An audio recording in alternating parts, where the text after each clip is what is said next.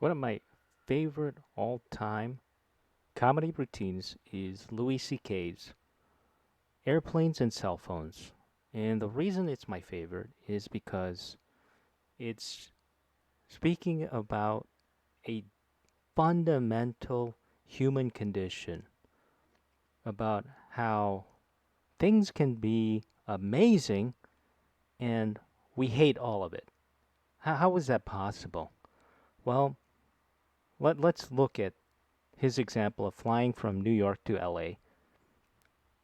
Okay, and then comparing that with going to New York to LA in a covered wagon.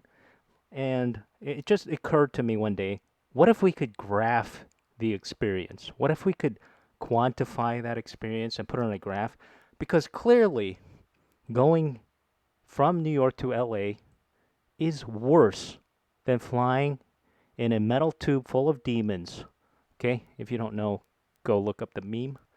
Okay, so obviously, if we could kind of quantify it, okay, let's say going to New York to LA is a 199 negative, and going to flying from New York to LA is a 70. Okay, so we have a positive of 270. So if you lived a life where you walked in a cover or went from New York to LA in a covered wagon, that was your life, and then you had the opportunity to fly an airplane, of course, this would be an amazing experience. Nobody would complain. It would be the most joyful experience. But that's not where most people are coming from. They are not coming from a life that involves walking in a covered wagon. Um, our regular life is over here, basically at 100. Okay, we can walk around wherever we want to. We can grab a snack whenever we want to. We're not stuck in a chair for 6 or 7 hours. We don't have to be careful about being too loud because of our neighbors. We can, let one rip if you felt like it. You know, you got to think of all of these things when you're trapped in a metal tube full of demons with other people from New York to LA for 6 or 7 hours. And then on top of that, okay, so it's a negative 30. But on top of that, you know, there's the traffic, there's the parking, there's the fees for the baggage, there's no food, you can't walk around, you're trapped in a tiny seat, and if you're obese, the seats are uncomfortable. And all of that builds up till it's like minus, maybe 30, minus 30 for the traffic, minus 20 for the parking, minus 10 for the hours of waiting, minus 10 for the lines, until so you can imagine that this is actually probably like a minus 100 from your regular life, right? It's terrible. This graph explains why airplanes are one of humanity's towering achievements. It's one of our greatest achievements, and yet it sucks. If you understand this graph, you can understand how both of those things are possible. Okay? And so once you understand this graph, you can understand that a donut is bad, not because a donut has calories or that donut has sugar or that it's deep fried. Donut is a problem because it tastes so good. It tastes so good, and look at it compared to your diet. Okay, eating less meat, eating less calories, cooking your own meals, eating more vegetables, just maybe eating less often. Okay, and eating out less, right?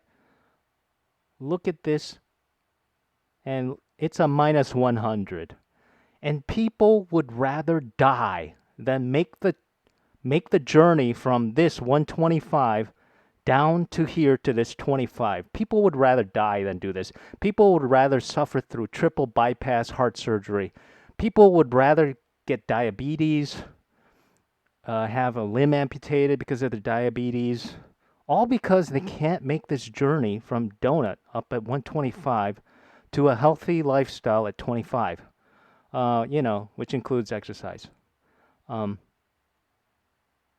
They would literally rather die than do this. So the trick is, well, how do you make this, a healthy eating, more appealing? And here's how. Fasting for 24 hours is a 55, negative 55. If fasting for 24 hours is a negative 55, then look where eating is. Eating just healthy.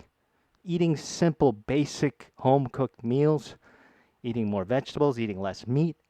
Now we can understand, oh, we've gone plus 80 just by fasting for 24 hours. By the way, fasting long enough can make anything taste good.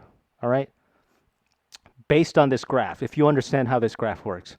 And obviously, if you fast and go all the way up here, this is amazing, but it also makes your, healthy diet less appealing. So, so you can understand going from donut to fasting for 24 hours is going to be even harder. Look at that. That's a minus 175, minus 180. That is a really tall order, okay? So instead of going all the way from here down to a negative 55, which will make your, healthy diet feel like a plus 80, what you can do is cut one meal out of the day. Cut sodas and replace them with water. Cut out junk food. Doing a little bit of those things each day, and you go down from 125 to 100, and then down to 80, and down to 50, 40, until you can get enough